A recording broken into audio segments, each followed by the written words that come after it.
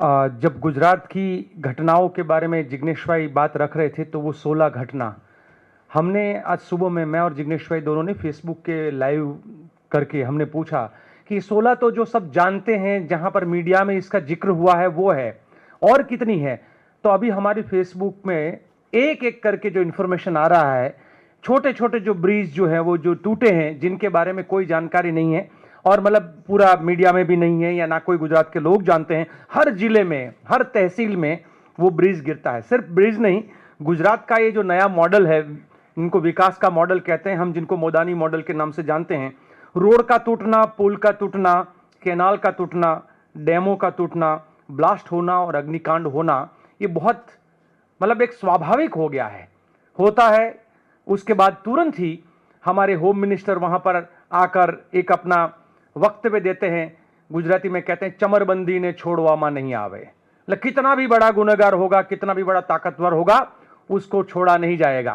पर आज तक किसी को पकड़ा भी नहीं गया है। छोड़ेंगे तभी जब पकड़ेंगे। पहले तो इनके पीछे जो रहने वाले लोग हैं, इनको ना पकड़ना। गुजरात का लोग कहते हैं कि पुल कोलैप्स हुआ, ये ब्रिज कोलैप्स हुआ। वहां ब्रिज सिर्फ कोलैप्स नहीं हुआ है, पूरा का पूरा गवर्नेंस कोलैप्स हुआ है। और उस तरीके से कोलैप्स हुआ है कि अगर आप देखें कि गुजरात की जो आज इमेज बन रही है लोगों के मन में, परसों मैं और भाई जिग्नेश दोनों राजकोट में थे।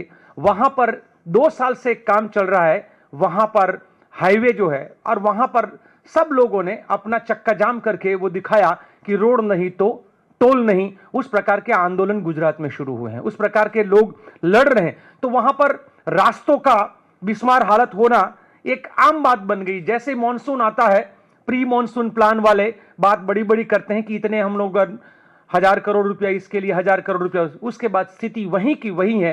तो ये पूरा सुशासन की बात करने वाले, सच में देखा है तो गुजरात में आज एक कुशासन है। और हम कहते हैं जब शासन ठीक ना चले तो उसको कुशासन कह सकते हैं, बट जब रक्षक भक्षक बने और शासक खुद निकम्मे निकले तो फिर उसको दुशासन कहते हैं। तो गुजरात का जो शासन है वो आज दुशासन की हद तक पहुंचा है। सिर्फ शासन की व्यवस्था का प्रॉब्लम नहीं है, इनकी मनसा का प्रॉब्लम है, इनकी नीयत का प्रॉब्लम है। और नीयत का प्रॉब्लम इसलिए है क्योंकि वहां पर गुजरात में जिस प्रकार से आप पूरा ब्यूरोक्रेसी और पॉलिटिशियंस है वो मिलकर, अभी आजकल वनडे में पहले टेस्ट मैच होता था, फिर वनडे और 2020, गुजरात में आजकल 2020 मॉडल चल रहा है। वो 2020 जो मॉडल है, 20% नेताओं का और 20% ब्यूरोक्रेसी का।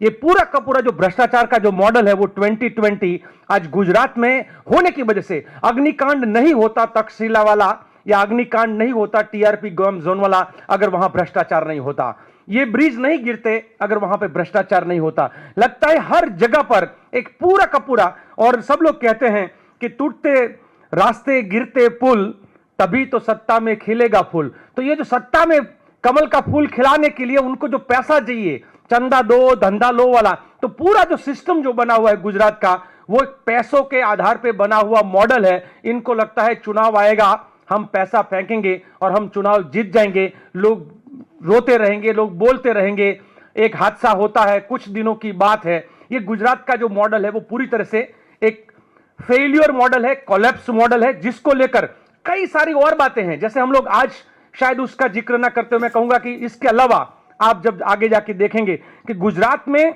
गरीब जनता के लिए अलग शासन व्यवस्था है, अमीर के लिए अलग शासन व्यवस्था है। हम चाहेंगे, मैं और जिग्नेश भाई, दोबारा कि किस प्रकार से जो स्ट्रीट वेंडर है उसके साथ क्या हो रहा है, किस प्रकार से जो मकानों को गिराकर बुलडोजर कर वहां पर घुमाकर किस प्रकार से गरीबों को बेघर कर दिया जाता है, किस प्रकार से शिक्षकों को शिक्षा से वंचित कर दिया जाता है, किस प्रकार से गुजरात के बच्चे कुपोषित होकर वहां पर परेशानी में है। ये बहुत सारे और इश्यू है, पर आज के दिन में मैं इतना कहूंगा कि पूरी तरह से गुजरात के आप रास्तों में आइए। वहां पर जो पहले गुजरात के बारे में बहुत कहते हैं, गुजरात के बहुत अच्छे रास्ते हैं। आज गुजरात के रास्ते पर आप जाइए, हर रास्ता जो है आपको वहां पर गड्ढा दिखेगा। और इसीलिए हमने गुजरात के रास्तों का नाम दिया है, ये गडकरी नहीं, पर गडकरी जी अपने नितिन गडकरी जो कहते हैं, हमने उसको गड्ढा करी बोला है, क्योंकि वहां पर हर जगह पे रोड पे गड्ढे हैं, तो वो गड्ढा करी करके हमारा पूरा का पूरा हाईवे जो है वहां बना हुआ है। सवाल जो भाई जिग्नेश ने भी उठाया और पूरे गुजरात के लोग पूछ रहे हैं कि जो जिम्मेदार है क्या वो गिरफ्तार होंगे, क्या जिम्मेदार है उनको कोई सजा होगी? क्योंकि गुजरात में तो रेप से लेकर हत्या के केसों में भी 6% से ज्यादा कन्विक्शन नहीं होता है। अगर वैसे मामलों में 6% कन्विक्शन रेट नहीं है तो इन सारे चीजों में क्या होगा? ये मुरबी पुल जो गिरा था उसका आरोपी है वो आज बाहर है, हरनीकांड का आरोपी आज बाहर है, तक्षशिला का आरोपी आज बाहर है, हर टीआरपी गेम जोन के आरोपी एक के बाद एक छूट रहे। तो ये पूरी तरह से गुजरात में गुनाह कितना भी करो आप नहीं पकड़े जाओगे, क्योंकि जिस दिन आपने वो गेरुआ अपने गले में पहन लिया आप तुरंत ही वहां से बरी हो जाते हो। और इसी मॉडल के खिलाफ हम लोग चाहते हैं कि मुख्यमंत्री खुद जवाब दे और हमारे देश के प्रधानमंत्री और हमारे देश के गृह मंत्री दोनों गुजरात से हैं, तो ये गुजरात को किस दिशा में ले जाना चाहते हैं उसको लेकर भी उन्हें एक मीडिया के सामने आकर अपना जवाब देना चाहिए। धन्यवाद।